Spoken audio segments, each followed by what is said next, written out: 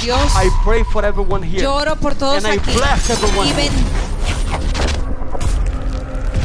Y el doctor me llama y me dice, con los papeles en mano, me dice, yo no sé qué pasó, pero esta niña no tiene cáncer. Then your revelation que tu is revelación gonna open va a on the abrirse heart. en los In corazones Jesus' name. en el nombre de Jesús. O culto no domingo para mim normalmente ele começa às 5 horas da manhã. Aliás, vários dias da semana tem sido assim, mas domingo é especial. Então ele começa às 5 horas da manhã. Para mim chegar aqui na frente de vocês, eu tenho que estar na presença de Deus. Algo não da semana anterior, mas algo fresco, ok? E o que Deus tem me cobrado e o que Deus tem me trazido é que a igreja precisa se colocar em posição, a igreja precisa se posicionar. E a minha pergunta a Deus foi como se posicionar, em que sentido? Em 2 sentidos Deus me falou. O primeiro sentido é entender que há proteção. Quem não estiver embaixo do sangue de Jesus está com um sério problema. Número 2, em posição de soldado, em posição de guerra, em posição de ir para cima e tomar aquilo que é do nosso direito, e tomar aquilo que é nosso, e tomar aquilo que Deus nos deixou.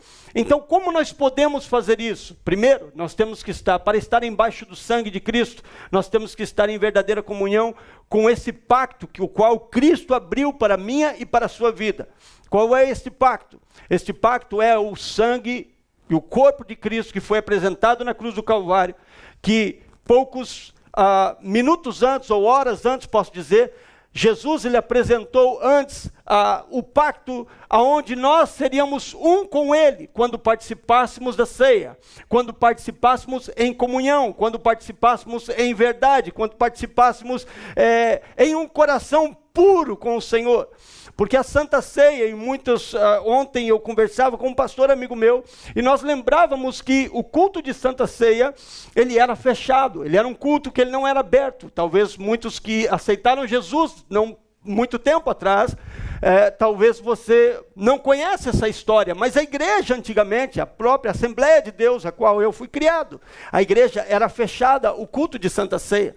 Ou seja, era um culto restrito somente para as pessoas que eram membros da igreja, o qual eu rebato muito hoje, porque a ceia, ela é um antídoto, a ceia, ela é um remédio. Nós temos provas na igreja que a ceia, muitas curas aconteceram somente em participar da ceia conosco, não é verdade? Ok, então o ponto é que a ceia, ela não está restrita somente para membros da igreja King Jesus. A ceia, ela está restrita para aqueles que creem que Jesus Cristo é o Filho de Deus, e para aqueles que creem que Ele morreu na cruz pela sua vida, ou seja, pela minha vida. Se eu creio que Jesus morreu pela minha vida, se eu acredito em Jesus como meu único e suficiente Salvador, então, e se eu estou em um coração de verdade diante da presença de Deus, eu então eu sou digno de ser filho de Deus, e como sou digno de ser filho de Deus, eu tenho acesso e posso participar da ceia. Eu não poderia participar da ceia. Qual, pastor? Qual o motivo que eu não poderia participar da ceia? Se eu estivesse em pecado e eu estivesse conformado com esse pecado. Ou seja, estou vivendo um adultério e estou conformado com o adultério e continuo tomando a ceia. Aquela ceia vai me matar, pastor? Aquela ceia vai me fulminar? Não. O contrário disso é que a ceia não fará efeito nenhum em uma pessoa que não está em verdade com Deus. Esse é o ponto que nós precisamos entender, o que é a ceia, o que é a cobertura do sangue de Jesus. Porque Jesus, ele não veio aqui para dar flechada nas pessoas e matar. Deus não veio aqui para matar as pessoas. Deus, ele veio aqui para salvar a humanidade. Ele veio aqui para me salvar e para te salvar. Agora, se eu tomo a Santa Ceia e não estou inconforme com o Senhor, ou seja, se eu estou aqui domingo pela manhã, não pequei, mas já estou com o pecado programado para o resto do dia ou durante a semana. Amanhã eu vou passar perna no meu patrão, amanhã eu vou fazer isso, amanhã eu vou fazer aquele, eu já estou programado. Final do ano eu vou fazer uma viagem, e aí eu vou fazer tal coisa, eu já estou programado, premeditado para cometer um pecado. E aí a cobertura do sangue de Jesus não está sobre a nossa vida, não está sobre o umbral do nosso coração, não está sobre o umbral da nossa vida. Por quê? Porque estamos em erro com o Senhor. A cobertura do sangue de Jesus é de suma importância para a minha e para a sua vida, para mantermos cobertos, protegidos, porque há uma guerra. Ah, pastor, mas eu não estou vendo guerra nenhuma agora. Mas há uma guerra. Há uma guerra traçada, e essa guerra é contra o reino de Deus. Há uma guerra que o inimigo agora quer traçar, porque os minutos são finais, e ele quer roubar aquilo que Deus comprou com o sangue dele. O próprio Deus, na pessoa de Filho, desceu e veio e deu a vida dele pela minha e pela sua vida. É uma guerra, e o inimigo nesse momento ele quer esconder isso, então ele faz tudo para você não participar da ceia, ou se você participar em erro. Ele coloca sobre a igreja por muitos anos, na década de 1900, a igreja teve um sucesso maravilhoso, mas quando chegou a 1950 em diante, 1970, nós vemos o quanto isto foi feito da maneira errada em relação à ceia. Por quê? Proibiram as pessoas de tomar a ceia. Como da mesma forma hoje, muitos através da graça dizem assim: olha, eu tenho o chaveirinho da graça, é domingo pela manhã, hoje é ceia, levanta a cabeça para o céu e diz: Pai, perdoa-me, e agora eu vou tomar a ceia. Qual é o compromisso que nós temos diante de Deus agora? É o chaveirinho da graça que nós vamos usar, não que esse chaveiro, não que a graça não esteja funcionando na nossa vida, mas a extrema graça é perigosa. O que é a extrema graça, pastor? A extrema graça é saber assim: eu posso fazer de tudo que Jesus me perdoa. Eu posso fazer de tudo que Jesus me perdoa. Jesus veio aqui, morreu na cruz, todo pecado. Se eu matar alguém, está cravado na cruz. É só eu pedir perdão. Se eu fazer isso, está cravado na cruz. Essa é a extrema graça, e a igreja hoje está pregando isso. Cuidado com a extrema graça. Cuidado com a vinda de Jesus. A extrema graça hoje está sendo pregada de uma maneira errada, e muitas igrejas hoje estão embaixo dessa teoria da extrema graça. A Bíblia não nos ensina isso. A Bíblia nos ensina a viver um coração puro. A Bíblia nos ensina a não confiar em nossas forças. A Bíblia nos ensina a não confiar em nosso próprio poder. A Bíblia nos ensina em confiar no poder salvador de sangue de Jesus. A Bíblia nos ensina em confiar em Deus. A Bíblia nos ensina a fazer as coisas corretas. A Bíblia nos ensina a buscar e sempre buscar uma vida de verdade com o Senhor.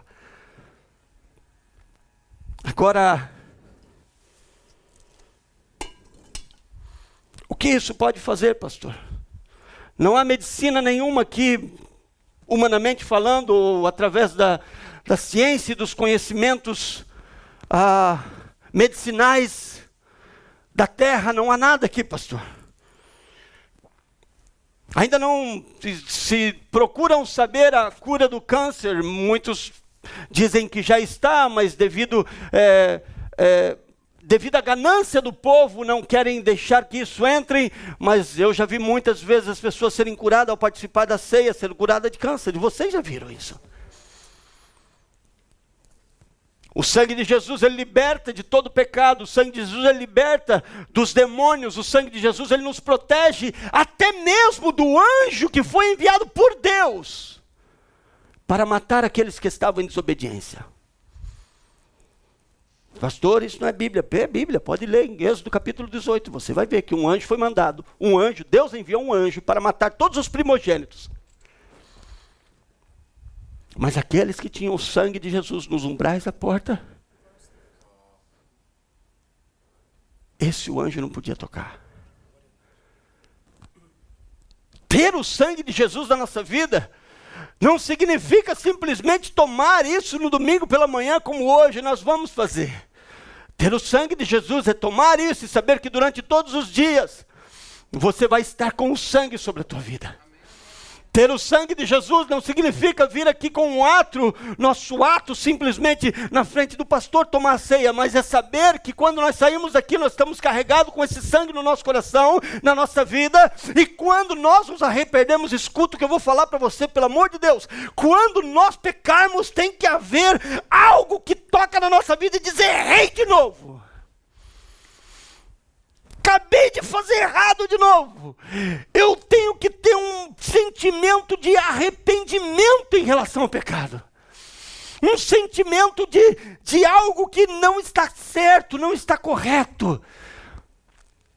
Eu errei de novo. Pai, me perdoa, porque se eu não for com um coração contrito ao Senhor, com um coração verdadeiro a Deus, então eu não estou sendo verdadeiro. Aquela oração de me perdoa, Senhor, assim, simplesmente, eu nem sei o que eu pequei, Pai, mas pega tudo, põe num pacote aí, perdão por tudo. É verdade, às vezes a gente ri, é sério. Mas se não cuidarmos, começamos a fazer assim.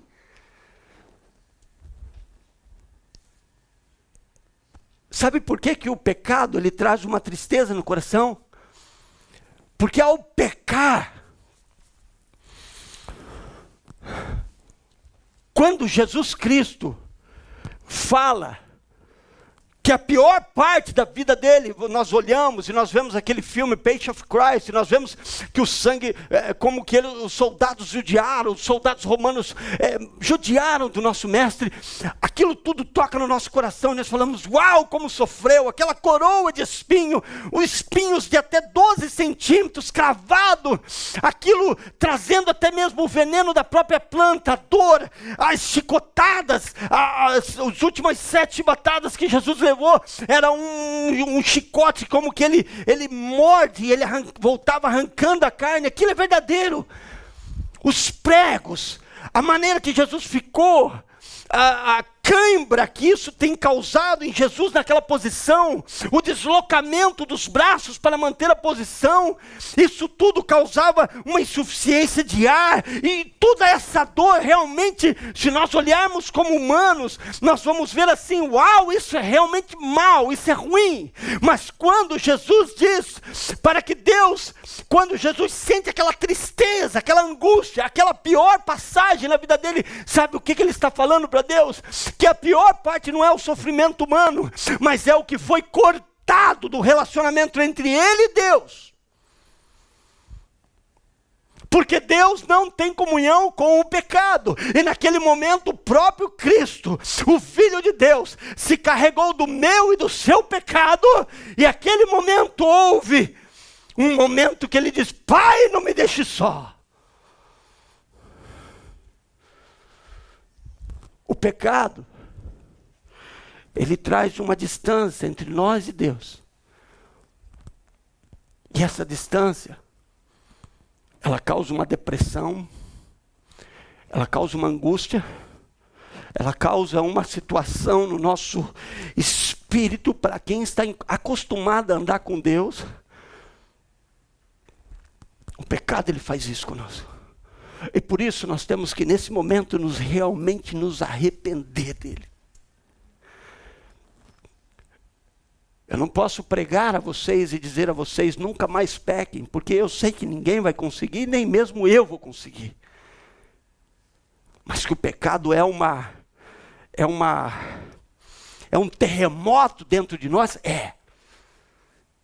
tem que ser limpo, tem que ser tirado, tem que ser removido, e tem que vir acompanhado de uma palavra que eu nunca esqueço, metanoia, que é uma mudança radical, ou seja, um arrependimento radical. Porque ao momento que eu pecar, eu me desligo da unção de Deus. Ao momento que eu peco, eu me distancio do Senhor.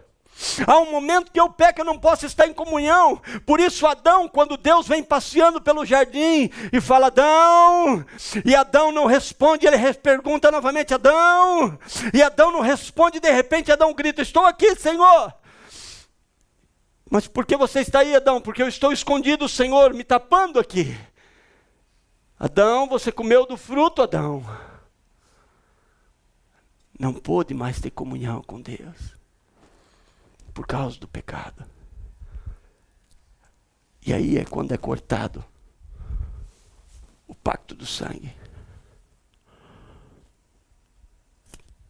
E aí, pastor? O que seria de nós se nós tivéssemos que tomar a ceia uma vez por ano, pastor? Ou se nós ficássemos presos 10 anos e não tivesse acesso ao sangue, a esse símbolo, pastor, que Deus nos deixou. Deixa eu explicar isso para você. Eu poderia, e nós podemos tomar, e a Bíblia não nos vai contra nenhuma parte, que nós podemos tomar ceia todos os dias. Não há problema nenhum com isso. Como também uma vez por ano. Nós adotamos na igreja de tomar uma vez por mês. E às vezes acontece de nós fazermos até diferente, né? Por exemplo, quem participa dos 2 cultos, toma, e já no segundo toma de novo. Isso é problema, pastor? Não. Agora a questão é quanto que isso vai durar na tua vida. A questão é qual a seriedade do compromisso que você tem com Deus através disso. Esse é o ponto. Escuta o que eu vou dizer para você. Ou cremos, ou não cremos. Eu sei que o pecado causa uma tristeza, certo ou errado? E por que essa tristeza? Porque o Espírito Santo, com gemidos inexprimíveis, onde está o Espírito Santo? Ele geme, chora, clama por nós. Então, ao pecar, eu não preciso vir aqui agora de novo, pastor, eu vou tomar outra ceia. Se nós tivermos ceia, amém, nós precisamos somente estar em comunhão. Nunca deixe de tomar ceia. Mas o que nós não podemos fazer é carregar a extrema graça. E dizer assim, Pai, eu acabei de pecar. Meu coração nem está pedindo muito, mas eu tenho que te pedir perdão. Eu tenho que me arrepender do pecado. Eu tenho que me arrepender quando eu for infiel à minha esposa. Eu tenho que me arrepender quando eu for infiel nos meus negócios. Eu tenho que me arrepender quando eu for infiel na casa do Senhor. Eu tenho que me arrepender quando eu sou insubmisso a um líder. Eu tenho que me arrepender quando nós não fazemos aquilo que Deus nos chamou a fazer. Às vezes Deus me acorda de madrugada. E eu preguiçoso, não levanto. E eu preguiçoso, não levanto. Às 7 horas eu acordo, arrependido. Deus me chamou para orar. Tinha uma questão para isso. Tinha uma situação para isso. Mas aí eu me arrependo e tomo atitude para o próximo dia. Eu preciso entender a voz de Deus. Qual é o compromisso que nós temos com o sangue de Jesus? Será este simplesmente só mais um culto, onde nós temos um ritual? Isso aqui não é um ritual, amados, isso aqui é um pacto. Isso aqui é o pacto que nós temos com o sangue do Rei dos Reis. Isso aqui é o pacto que nós temos e dizemos assim, ao participarmos disso, nós estamos dizendo a Deus, Deus, eu estou em comunhão contigo através de Jesus Cristo, o sangue dele. Nós estamos dizendo ao inferno, ao diabo, dizendo, os meus pecados foram pagos na cruz do Calvário, não há mais nada que você possa me acusar, nada mais. Dá um wipes para mim. Paper towel para mim. O sangue de Jesus. Qual o compromisso que eu tenho? É tão fácil fazer errado. Certo ou errado? O mundo hoje, se você briga no casamento, separa, amado. Vai tanto homem aí sozinho, tanta mulher sozinha, separa logo, pega outro. Ó, o outro fez tudo certinho, como é que está lá?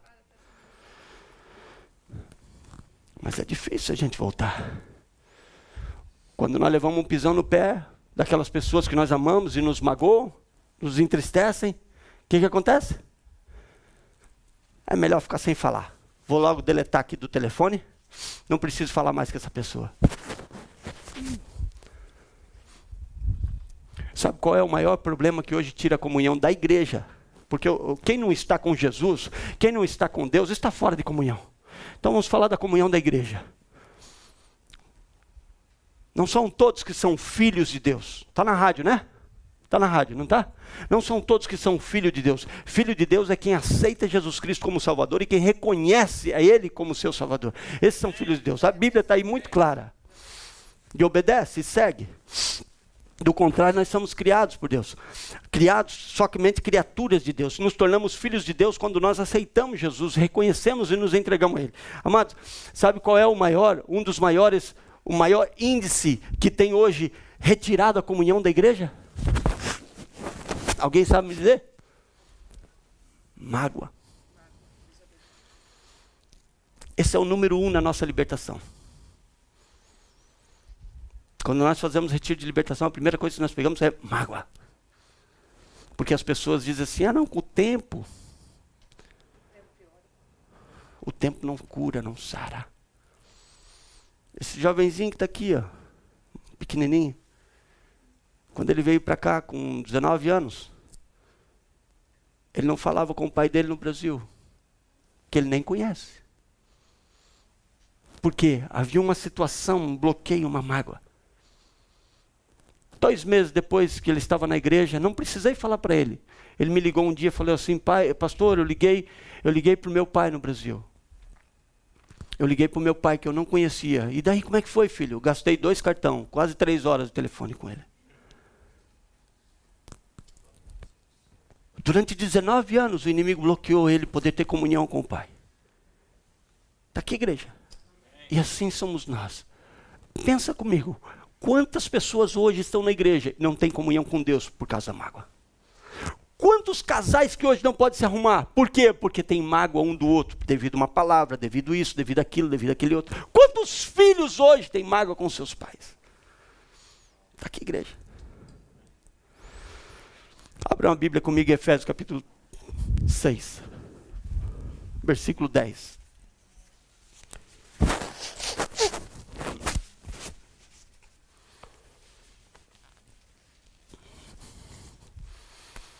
Versículo 10. Pode colocar para mim?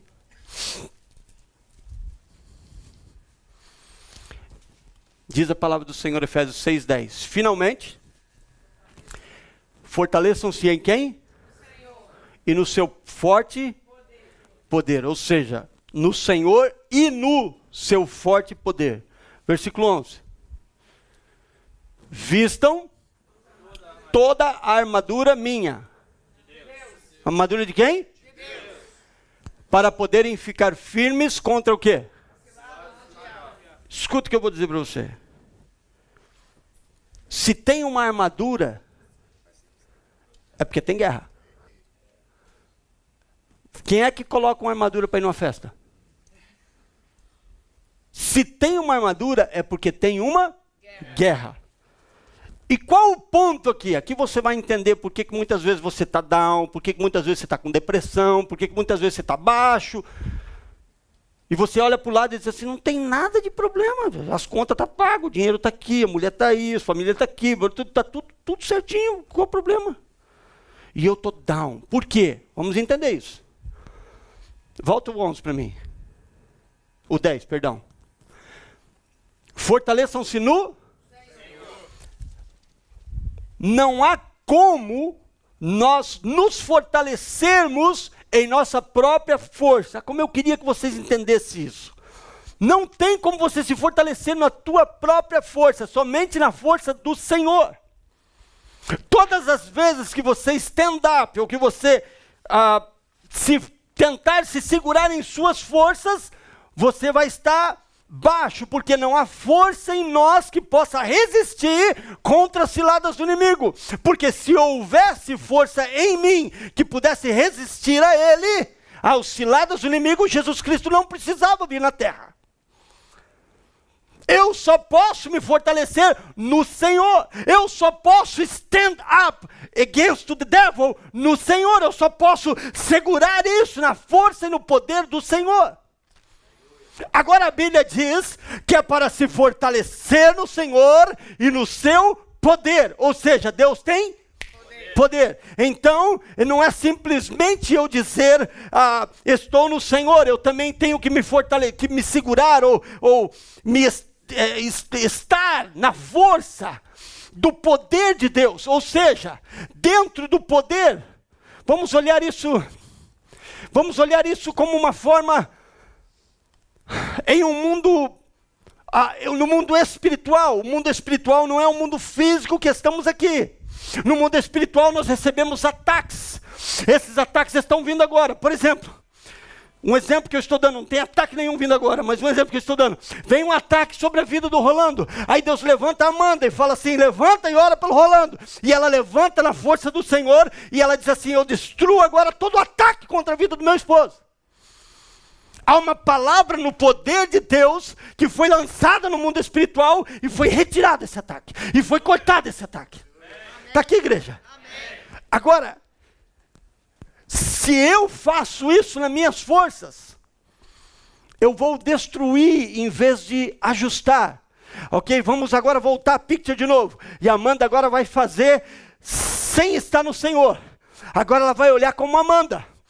Amanda, Rolando, que negócio é esse de ataque, rapaz? Vai, embora, vamos embora. E ela começa agora a pelejar. E ela começa agora a lidar. Quando na hora ela tinha que ter feito através do Senhor, no poder do Senhor. O que nós fazemos errado, nós queremos resolver as coisas com as próprias mãos. Nós queremos resolver as coisas com a nossa própria força. E nós não usamos o que Deus deixou para nós. Está aqui, igreja. Versículo 11 fala sobre uma armadura. Essa armadura não é minha e não é sua. Essa armadura é de quem? De Deus. Diga assim, a armadura é de Deus. Eu visito vários lugares.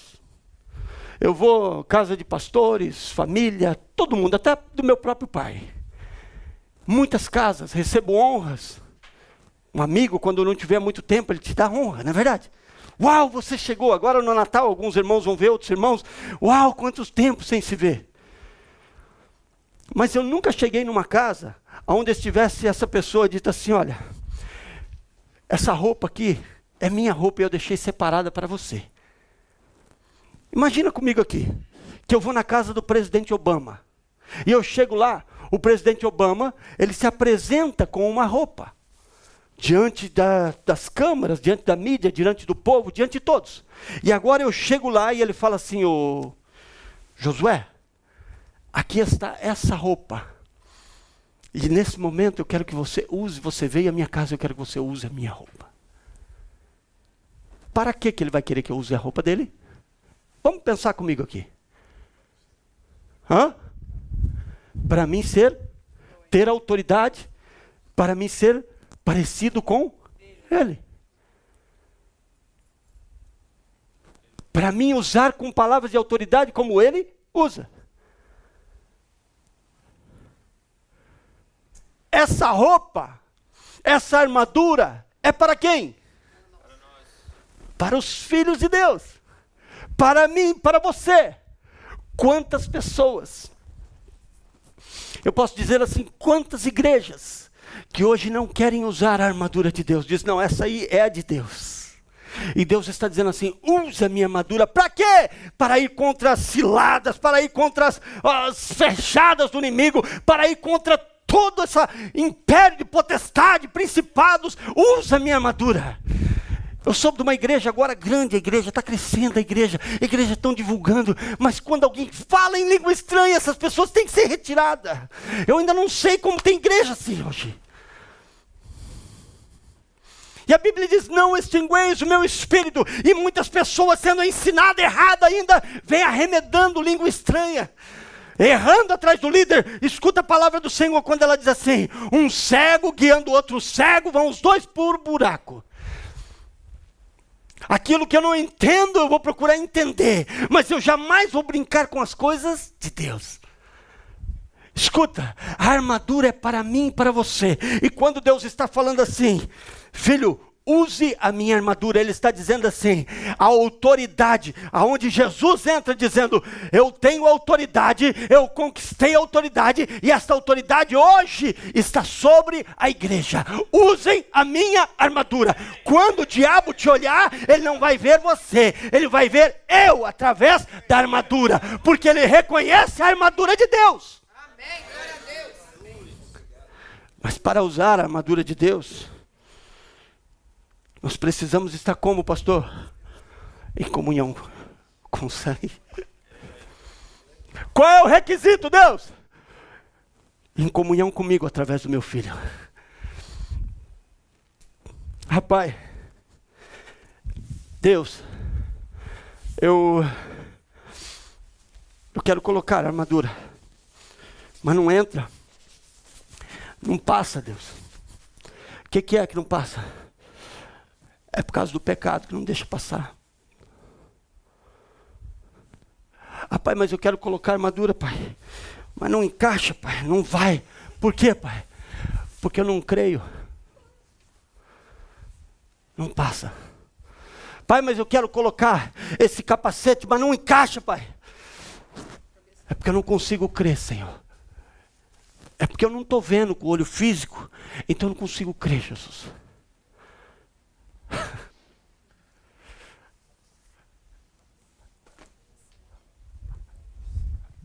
Primeiro ponto para não poder usar a armadura de Deus, não crer. Se eu não creio, como eu vou usar a armadura? Quando eu tinha 16, 17 anos, eu queria muito servir ao exército. Mas eu tinha uma companhia na época. E eu sabia que se eu entrasse para a companhia, eu não poderia fazer, eu entrasse para o exército, eu não poderia continuar minha companhia. Então eu arrumei uma forma de escapar do exército. O general lá, o pessoal que me atendeu lá, ele viu que eu queria, mas não podia, e ele me liberou. Mas sabe para que eu queria usar? Para que eu queria estar no exército? Primeiro para aprender a guerrear, porque lá você aprende muitas coisas. E outra para usar o quê? A farda.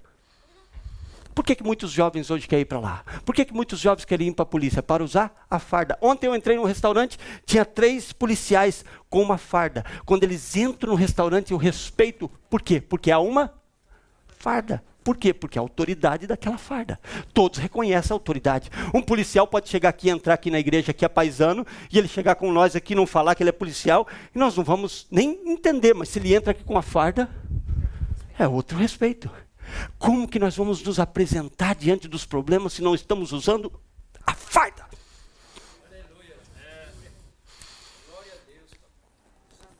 A armadura de Deus ela é composta de 6 elementos. Vamos lá, rapidinho? Número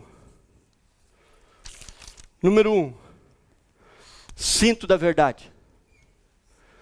O que acontece se tirar as calças? A minha que a calça, que eu estou gordinho, então a calça está justa. Mas se tirar o cinto, o que acontece? As calças caem. Outra, o que você carrega no cinturão? Quem é um policial que tem um cinturão, o que ele carrega? Tudo no cinturão. Você já viu? Tudo no cinturão. A arma, as coisas, tudo, o radinho dele, tudo está no cinturão. Sem o cinto não tem como segurar o armamento. E o cinto é o quê, pastor? O cinto fala da verdade. Ou seja, se não estiver em verdade, está sem cinto, está sem calça, meu amigo. Pode falar, não? Pode falar mesmo, não? Eu estou de cinto. Estou de cinto. Mas está em mentira com a casa, com a família, com a esposa, com os filhos. Está sem cinto. Está sem calça. Eu estou de cinto, ministério. Mas está em mentira. Quantos pastores, líderes hoje, que estão sem calça no púlpito? Quantos pais hoje que estão sem calça no púlpito? Porque não existe um pastor ou um líder que não passe por prova. E a maioria pode dizer assim, eu não aguentei. Porque tem um preço para pagar. Uma pessoa, quando eu estive sentado aí no lugar de vocês, não que eu diferencie alguma coisa em relação ao amor de Deus, o mesmo amor de Deus que está aqui e está aí.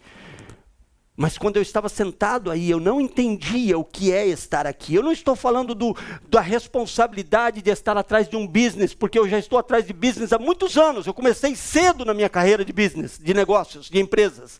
Mas no mundo espiritual, igreja não tem nada parecido com relação a business. Isso aqui tem um mundo espiritual fortíssimo por trás. Há uma guerra do inimigo traçada. Eu vou derrubar esse líder. E não tem. Aí você diz assim, mas pastor, eu passo muita luta, muito problema, pastor. Não aguento, o senhor não tem as provações que eu tenho. Coloca as calças. Segura com o cinto apertadinho. O cinto segura até a barriga. Não é assim? Não é assim não? Olha para os homens, a mulher não. O cinto segura até a barriga. Nós temos que conseguir segurar nossas emoções. Fala para o teu irmão do lado. Segura aí, viu? Não é fácil não, mas segura aí. Homem não é aquele que enfrenta tudo no peito, não. Homem é aquele que baixa a cabeça, que sabe reconhecer, que sabe a hora de falar. Homem não é aquele que é machista, não. Homem é aquele que sabe se curvar, que é submisso. Sabe qual a diferença do joio e do trigo? É porque o trigo, ele se prostra e o joio, stand up. Quando vem a tempestade, o trigo, e o joio fica ali, ó, firme. Essa é a diferença. Segura as calças. Verdade. Se você não puder segurar o teu armamento, então você não está em verdade. Ande em verdade. Eu não estou dizendo para você ser um ignorante, ou ser um fanático, ou não aceitar, ou então ficar querendo procurar cinto na calça dos outros. Cuide do cinto na tua calça. Não é verdade? Sabe daquela história da mulher que olhava para a vizinha e dizia assim, essa mulher não lava roupa, não lava roupa, não lava roupa. Um dia o marido dela chegou e disse, mas limpa o seu vidro. Ela estava olhando a roupa através do vidro dela que estava sujo. Então nós temos que cuidar quando nós estamos preocupados com o cinto dos outros. Preocupe com o teu cinto, meu amado. Preocupe com a tua vida. Preocupe em manter a tua vida em verdade com o Senhor. Número 2, couraça da justiça. Essa couraça, ela protege o nosso peito, ela protege o nosso coração. Eu não posso entrar em tudo isso, mas eu vou falar mais na semana que vem sobre isso. 3, botas do evangelho. As botas, as sandálias. Aqui nós falamos da botas, ela entra em uma proteção embaixo dos pés, aonde você pode andar sobre as britas, sobre o fogo, e ela não vai queimar o teu pé. Essas botas nós precisamos. Quando nós chegamos no altar, diante da presença de Deus, a bota fala de outra situação, ela fala do poder, ela fala que nós devemos arrancar as nossas sandálias, e agora nós estamos diante de Deus, ou seja, arranque todo o poder, arranque todo eu, todo homem, e entre em submissão comigo. Mas para sair ao mundo, nós devemos estar com as sandálias nos pés. Para pregar o evangelho, nós temos que calçar essas sandálias. Ou seja, significa que não há impedimento. Eu posso ir nas montanhas, eu posso ir para cá, eu posso ir para lá, eu posso ir aonde for para pregar o evangelho. Eu tenho um compromisso de falar do evangelho. Número 4, escudo da fé. Tudo é pela fé. Irmão, você está curado. Pá! Eu estava olhando agora a viagem que era para mim ir para a Índia com o pastor Maldonado. E trouxeram uma jovem, e aquela jovem estava cheia do poder de Deus. E ele de longe, ele levantou a mão e receba o nome de Jesus. E a moça voou longe lá para trás. E algumas pessoas falam assim, não, aquilo ali é programado. É através do... Ele tocou nela? Não tocou. No Brasil eu estava agora, e tinha muita gente para orar, e uma moça chegou e estava no horário, e Deus me falou sobre algo espiritual na vida dela, e eu falei, irmã, levanta as mãos, e ela, lá atrás, de longe. O que é isso, pastor? Tocou? Não tocou. É fé. Sabe o que a fé fala? A fé é algo em distância, mas visto no agora. A fé é algo que você não está vendo com o olho físico. A fé é você ver no mundo espiritual. Se nós vamos interceder, nós temos que interceder pela fé. Ou seja, eu tenho que ver através da fé o que está acontecendo no mundo espiritual. E agora eu vou interceder por isso. Agora eu vou interceder por aquilo. Agora eu vou interceder por aquilo. A fé, eu não tenho tempo de entrar nisso agora, mas a nossa própria companhia, quando eu fui comprar a companhia, Deus falou para mim assim, amanhã eu vou providenciar o dinheiro para você, fecha o negócio hoje. Isso tem que ser muita fé. Principalmente no meu estilo, porque eu gosto das coisas centradinhas.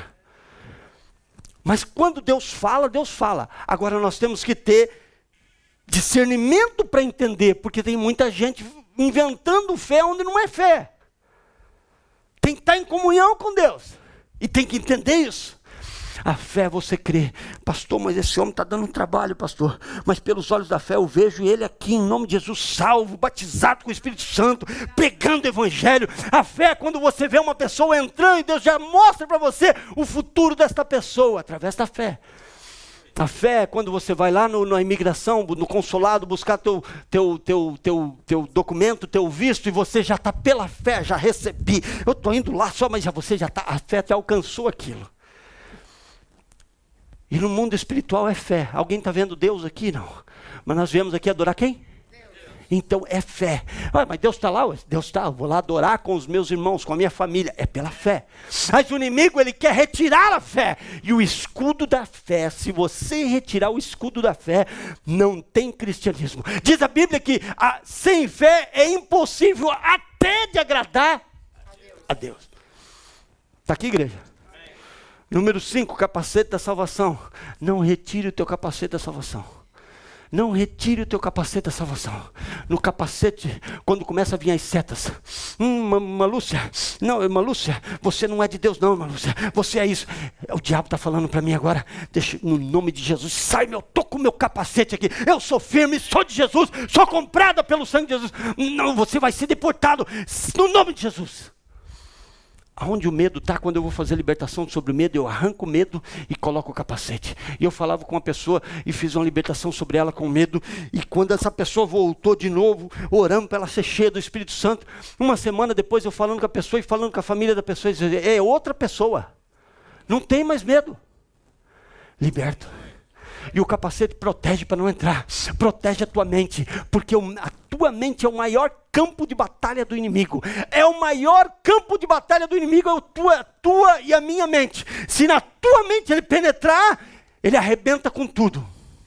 Diz um ditado em português, não sei se outros conhecem, mas a cabeça não ajuda o corpo. No mundo espiritual, nós vemos isso acontecer. Quando nós permitimos o inimigo plantar, agora o inimigo pode até mandar uma seta. Agora plantar um ninho de passarinho, como diz Salomão, na cabeça, isso não pode acontecer. Nós que dominamos a nossa vida. Eu não aceito pensamento maligno. Eu não aceito depressão. Eu não aceito.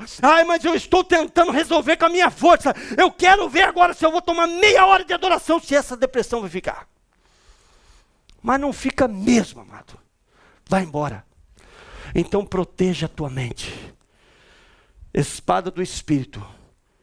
A espada é a única que você rebate e você ataca também. E a última é oração e súplicas. Porque se eu estou enarmado com o Senhor, eu me torno um arauto do Senhor. Se eu estou com a armadura de Deus, eu me torno um arauto do Senhor. Ou seja, com que autoridade o Josué Bayer vem e fala para um demônio sair? Fala para mim, fala. Hã? Se alguém está enganado com isso aí, então... Com que autoridade eu mando para um demônio sair? Vamos, irmão, alto? De Deus, amém? Com essa autoridade. Está aqui comigo, não? Então, isso é ser um orador, isso é falar, isso é ser um arauto, isso é proclamar a palavra de Deus, isso é o que nós temos que fazer. Se eu estou com a armadura, se Deus me mandou usar, é porque é para me levantar diante dos meus problemas e dizer assim, não é na minha força, mas é na do Senhor. Problema, sai da minha frente que eu vou passar. Aleluia. Precisamos ser homens e mulheres de verdade. Mas lembre-se de uma coisa, e por isso que eu centrei mais nessa área. Sem o cinto, não tem arma nenhuma. Se não estiver em verdade, não tem arma. Há preços que têm que ser pagos para estar em verdade. Preços que machucam, preços de perda, que tem que estar para estar em verdade. Baixa a tua cabeça, fecha os teus olhos.